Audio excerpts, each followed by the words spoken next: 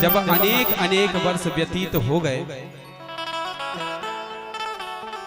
तो कहने गोपियां कन्हैया को बहुत याद करती थी, ग्वाल वाल कन्हैया को बहुत याद करते थे। एक दिन माता देवकी ने कन्हैया के लिए भोजन की सुंदर थाली लगाई। उसमें 56 प्रकार के भोजन रखे हुए थे। एक कटोरी में माखन रखा हुआ था। कन्हैया ने जैसे ही कटोरी में माखन को देखा, कन्हैया को मैया यशोदा की याद आ गई कि मैया यशोदा मुझे माखन खिलाती थी, अपने हाथों से माखन खिलाती थी। सारी गोपियां मुझे माखन खिलाती थी और मैं सारे गोप ग्वालों से, मैया यशोदा से, नंद बाबा से, गोपियों से वादा करके आया था कि मैं परसों वापस आ जाऊंगा। मेला देखने जा रहा हूं, परसों वापस आ जाऊंगा। परसों का वादा करके आया था, लेकिन वर्षों हो गए, मैं वापस नहीं पहुंचा। गोप गोपियों की, मैया यशोदा की, नंद बाबा की याद करते हुए, भोजन करते हुए कन्हैया की आंखों से आंसू छलक गया। कन्हैया की आंखों से जैसे ही आंसू निकले, कन्हैया भोजन की थाली छोड़कर बाहर चले गए। माता देवकी ने देखा भोजन की थाली से उठ गया कन्हैया। वहीं उद्धव जी खड़े हुए ने कहा, उद्धव, कन्हैया तुम्हें अपना सखा मानता है और कन्हैया तुमसे कभी कोई बात छिपाता नहीं है। जाओ जाकर पूछो कन्हैया की आंखों से आंसू क्यों गिरे, कन्हैया क्यों रो रहा है और भोजन की थाली छोड़कर चला गया। उद्धव जी कन्हैया के पास गए, कहा, कन्हैया क्या बात है, मैंने आज तक तुम्हारी आंखों में कभी आंसू नहीं देखा। कन्हैया आज तुम्हारी आंखों में आंसू और तुम भोजन करते हुए थाली से उठ गए। कन्हैया ने कहा, उद्धव, आज मुझे गोपियों की बहुत याद आ रही है। आज मैंने जैसे ही थाली में माखन देखा, माखन देखकर मुझे मैया यशोदा की याद आ गई। माखन खिलाने के लिए मैया यशोदा मेरे पीछे पीछे दौड़ा करती थी। मैं माखन चोरी करने के लिए गोपियों के घर में जाया करता था। जब अक्रूर चाचा मुझे लेने गए थे तो सारी गोपियों ने, ग्वाल वालों ने मेरा रास्ता रोक लिया था। जब मुझे रोकने लगे तो मैं उनसे वादा करके आया था कि मैं हमेशा के लिए नहीं जा रहा हूं। अरे मैं तो मेला देखने जा रहा हूं, अभी जाऊंगा, परसों वापस आ जाऊंगा। परसों का वादा करके आया था, लेकिन परसों से आज वर्षों हो गए, मैं वापस नहीं गया। मैया यशोदा मेरे बिना एक पल नहीं रह सकती थी। नंद बाबा मुझे अपनी आंखों का तारा कहते हैं, मेरे बिना एक पल नहीं रह सकते। ये गोपियां, ये ग्वाल बाल मुझे बहुत याद करते होंगे। और मेरा भी आजकल मथुरा में मन नहीं लगता है। मुझे ग्वाल वालों की, गोपियों की, मैया यशोदा की बहुत याद आती है। उद्धव, तुम एक काम करो, तुम ब्रिज में जाओ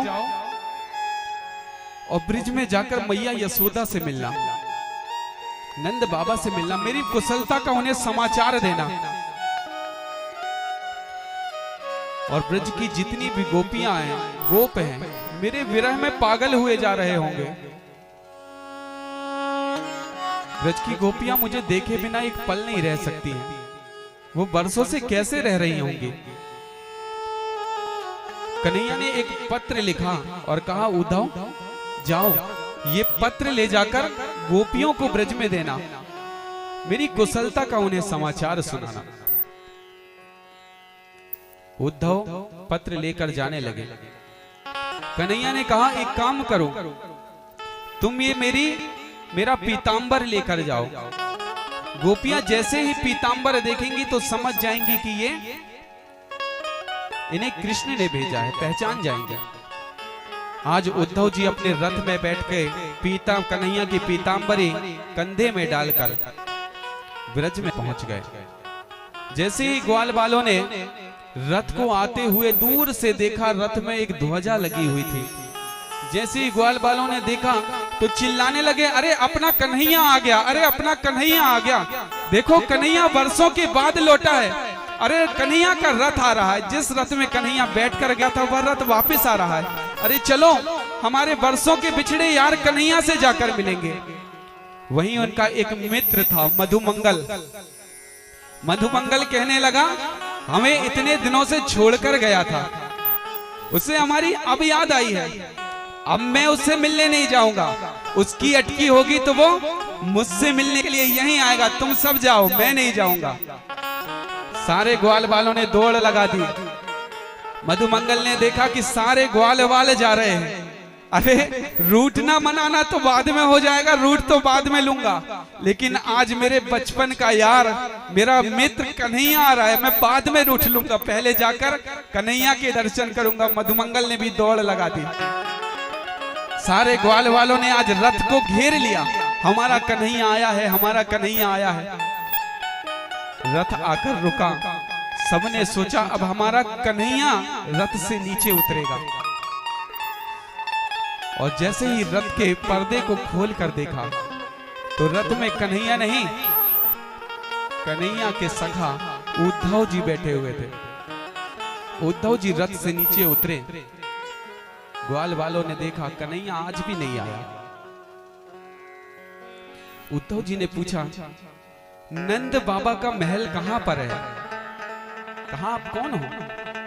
हम कृष्ण सखा उद्धव हैं, कृष्ण के मित्र हैं, हमें नंद बाबा से मैया यशोदा से मिलना है। नंद बाबा का महल कहां है? मैया यशोदा का महल कहां है?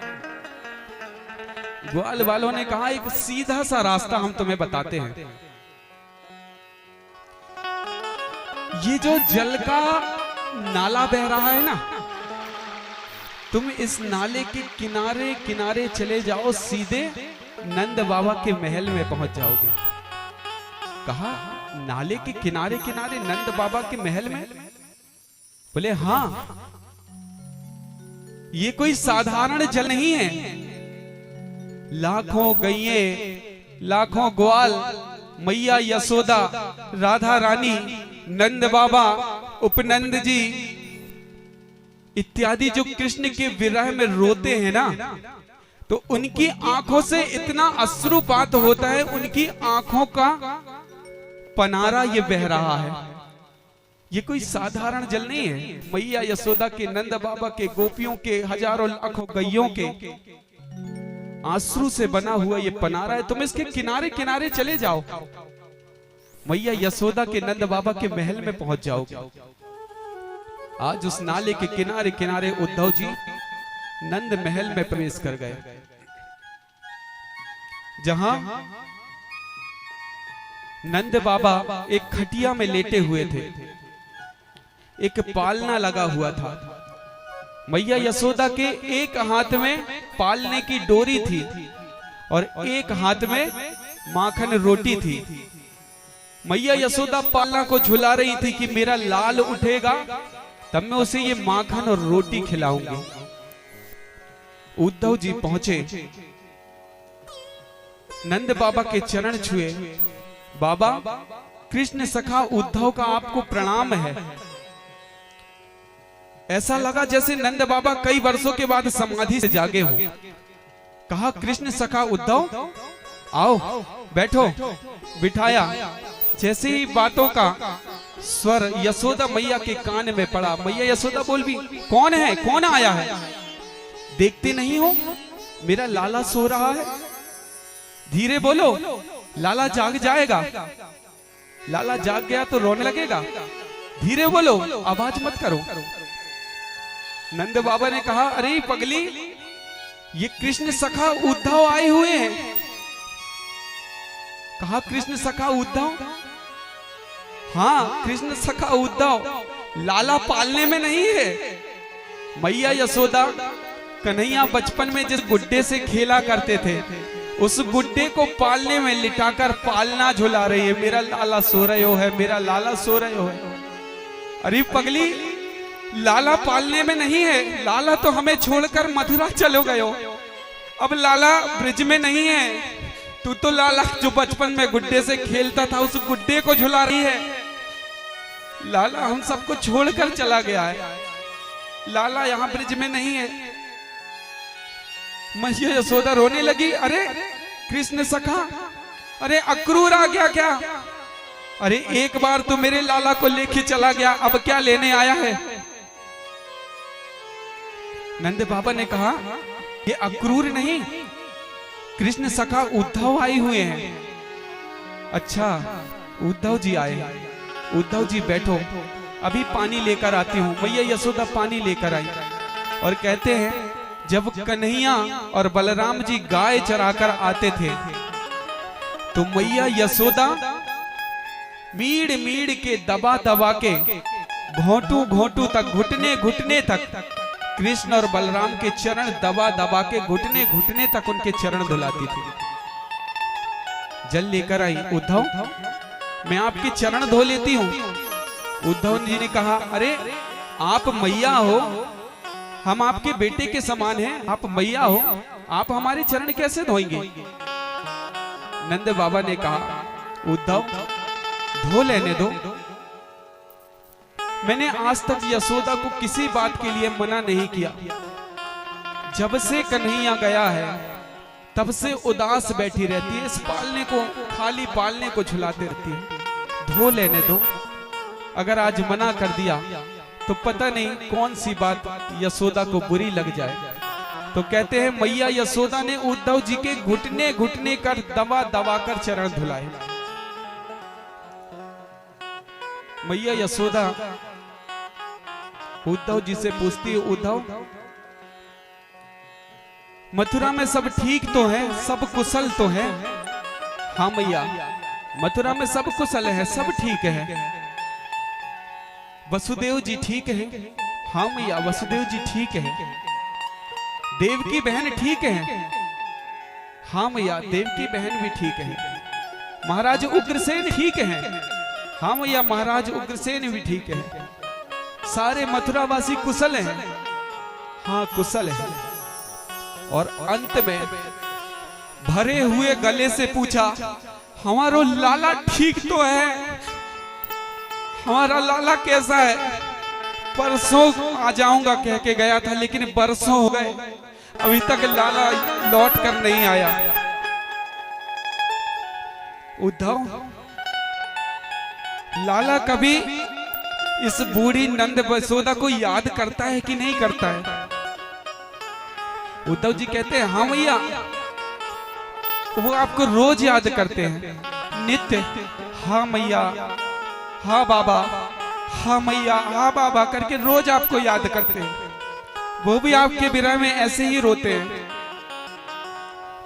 मैया यशोदा कहती है, सुना है कन्हैया मथुरा का राजा बन गया है? हाँ मैया, कन्हैया मथुरा के राजा बन गए हैं। अच्छा, राजा बन गया है तो खूब सारे दास दासियां भी वहां होंगे? हाँ मैया, खूब सारे दास दासियां वहां पर हैं, खूब आनंद में रहता होगा। हाँ मैया, कन्हैया खूब आनंद में रहते हैं। जब इतने बड़ा राजमहल है तो वहां दास दासियों की भी आवश्यकता होगी। हाँ मैया, बहुत बड़ा महल है, दास दासियों की भी आवश्यकता है। उद्धव, ऐसा करना, जब तुम यहां से जाओगे ना तो कन्हैया से कहना, अगर मथुरा के महल में दास दासियों की आवश्यकता हो तो नंद और यशोदा चलने के लिए तैयार हैं। हमारा यहाँ कन्हैया और बलराम के बिना मन नहीं लगता है, हम वहीं चल के झाड़ू पोछा करेंगे, कहीं एक कोने में पड़े रहेंगे और अपना जीवन गुजार देंगे। बुद्धव, कन्हैया से कहना हमें भी अपने पास बुला ले, अब हमारा यहाँ मन नहीं लगता है। अनेक अनेक प्रकार की बातें मैया यशोदा, नंद बाबा और उद्धव के बीच में हुई। आज उद्धव जी मैया यशोदा और नंद बाबा से विदा लेकर जाने लगे। ना जाने गोपियों को कहां से पता चल गया कि जिस रथ में बैठकर कृष्ण बलराम गए हुए थे वही रथ पुनः ब्रिज में आया हुआ है।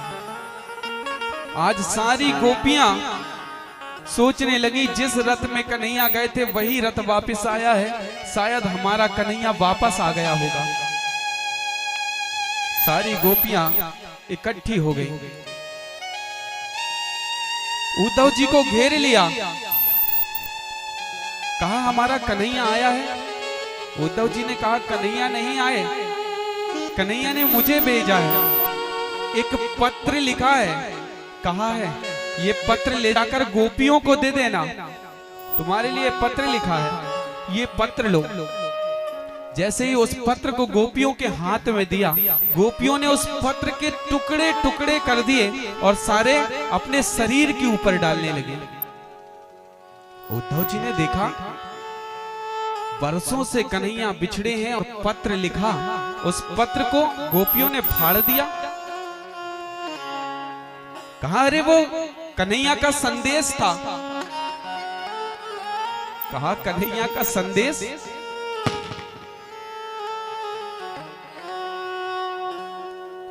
अरे तुम कन्हैया का क्या संदेश सुनाओगे? कन्हैया तो हमेशा हमारे दिल में, हमारे हृदय में रहता है, हमारे मन से, हमारे चित्त से एक मिनट के लिए भी दूर नहीं होता है, पल भर के लिए कन्हैया हमसे दूर नहीं होता है, हम क्या उसका पत्र पढ़ेंगे? आज उद्धव ने देखा कि ब्रज में गोपियों का प्रेम क्या होता है। कन्हैया जब उद्धव को भेज रहे थे जाकर मेरा संदेश सुनाना, उद्धव कहने लगे अरे मैं गुरु बृहस्पति का शिष्य हूं, वेद वेदांतर को जानने वाला हूं, अरे ऐसा ज्ञान सुनाऊंगा कि सारी गोपियों के होश उड़ जाएंगे, मेरा ज्ञान सुन के सोचने पर विवश हो जाएंगी। बताऊंगा कि कन्हैया परम ब्रह्म है। अरे तुम उनके विरह में रोती हो, वो तो सब जगह है। कहा कन्हैया नहीं आया? नहीं, कन्हैया नहीं आए, ये संदेश भेजा है। एक गोपी कहने लगी अरे वो बड़ा निष्ठुर है, उसे हमारी याद नहीं आएगी, वो तो भौरे के समान है। जिस तरह भौरा एक फूल पर बैठता है, उसका रस चूस लेता है, जब रस खत्म हो जाता है तो दूसरे पुष्प पर बैठ जाता है, उस पुष्प का रस चूस लिया, रस खत्म हुआ, उसे छोड़ा, तीसरे पुष्प पर बैठ गया। अरे इसने हमारे साथ खूब खिलवाड़ किया, अब उसे शायद हमारे साथ आनंद नहीं आता, तो मथुरा की गोपियों के साथ में खेलता होगा। एक गोपी बोली कन्हैया का जो हृदय है बच्चों के समान है, जिस तरह बच्चे रेत में अपना पैर लगाकर, पैर के ऊपर रेत डालकर उसे थोप कर घर बना लेते हैं, लकड़ियों का सुंदर मकान बना लेते हैं, और जब तक उनका मन हुआ खिलौना बनाकर उस घर के साथ में खूब खेला, और जब मन भर गया तो एक लात मारा और खिलौनों को तोड़कर चले गए। अरे ये कृष्ण जो है ना बच्चों के समान इसका हृदय है, ये हमें याद नहीं करता होगा। आज गोपियां उद्धव से बात करते हुए रोने लगी, हमारा कन्हैया हमें कहकर गया था परसों आ जाऊंगा, लेकिन बरसों हो गए, अभी तक कोई कभी नहीं आया, और याद आई भी तो खुद नहीं आया, तुम्हें हम जरा संदेश सुनाने के लिए भेज दिया। हम उनकी विरह में पागल हुए जा रहे हैं। कन्हैया से कहना हम उन्हें बहुत याद करती है, हमें उनकी बहुत याद आती है। उद्धव कहने लगे अरे कन्हैया तो परम ब्रह्म है, अरे वो तो हर जगह विराजमान है, तुम में भी कृष्ण है, मुझ में भी कृष्ण है, हर जगह कण कण में कृष्ण है, वो तो योगेश्वर है। अरे उनका कोई शरीर नहीं है, वे तो निराकार हैं, भगवान है। गोपियां कहने लगी निराकार हैं, उनके शरीर नहीं है। हाँ, भगवान का कोई शरीर नहीं होता, भगवान के हाथ पैर नहीं होते हैं, भगवान का मुख नहीं होता है, भगवान तो निराकार है। गोपियों ने कहा निराकार है, अरे हाथ नहीं है तो बंसी बजाई कैसे, अरे मुख नहीं है तो मुख से बंसी बजाई कैसे। अगर सिर नहीं तो सिर में मोर मुकुट कैसे धारण किया? कंधे नहीं है तो पीतांबरी कैसे धारण की? हम जानते हैं वो छलिया है, वो हमसे मिलना नहीं चाहता है। एक गोपी बोली, अरे वो तो आज का नहीं, वो तो पुराना छलिया है। अरे उस बाली ने राम का क्या बिगाड़ा था? पिछले जन्म में इसने राम रूप लेकर उस निर्दोष बाली को मार दिया था। ये तो बचपन का पुराना पिछले जन्म का छलिया है। जैसे ही कहा राम रूप रखकर बाली को मार दिया था, उद्धव जी के होश उड़ गए। मैं जिन्हें गमार गोपियां समझ रहा था, ये तो बड़ी ज्ञानवान है। मैं इन्हें इस जन्म की बता रहा हूं, ये तो कन्हैया के पिछले जन्म का भी जानती है।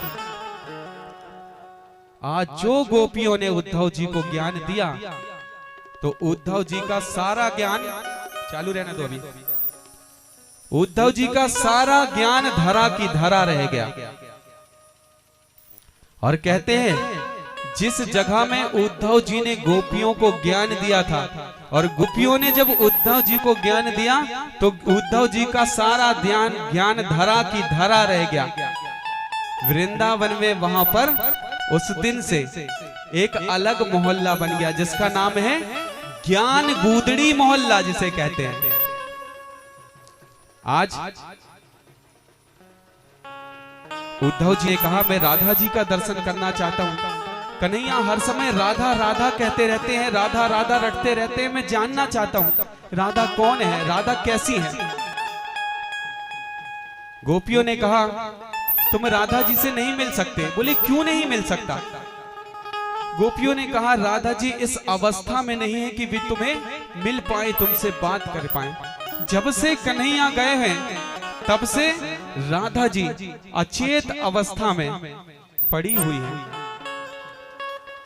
तुम बात नहीं कर सकते, तुम उनसे दूर से दर्शन करते हो। जब उद्धव जी गोपियों के साथ राधा जी के पास पहुंचे तो दूर से देखा कि अनेक गोपियां राधा जी के आसपास खड़े होकर उनकी सेवा कर रही हैं।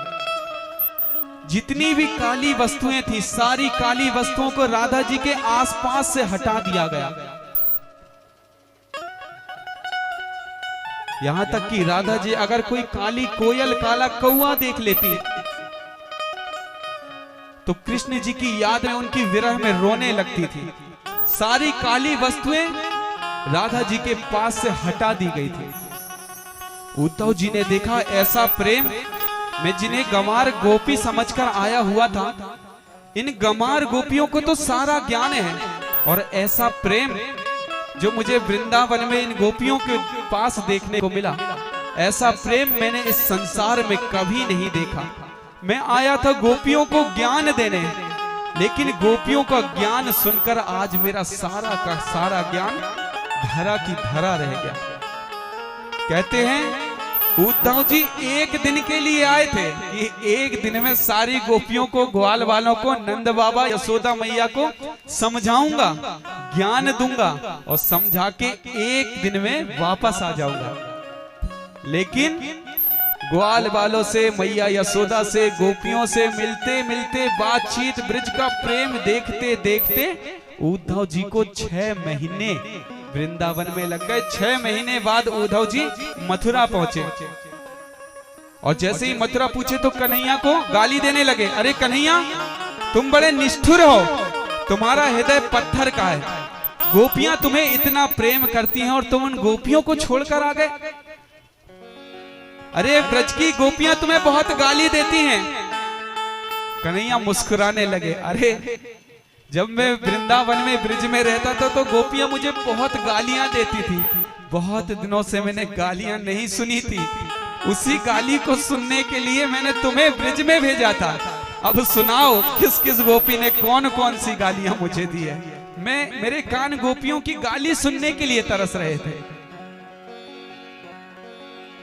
आज उद्धव जी ने देखा कि कन्हैया के प्रति जो ब्रिज में प्रेम है, गोपियों के मन में कन्हैया के प्रति जो प्रेम है, इस संसार में कन्हैया से कोई इतना प्रेम नहीं कर सकता जितना प्रेम गोपियों के हृदय में कन्हैया के लिए है।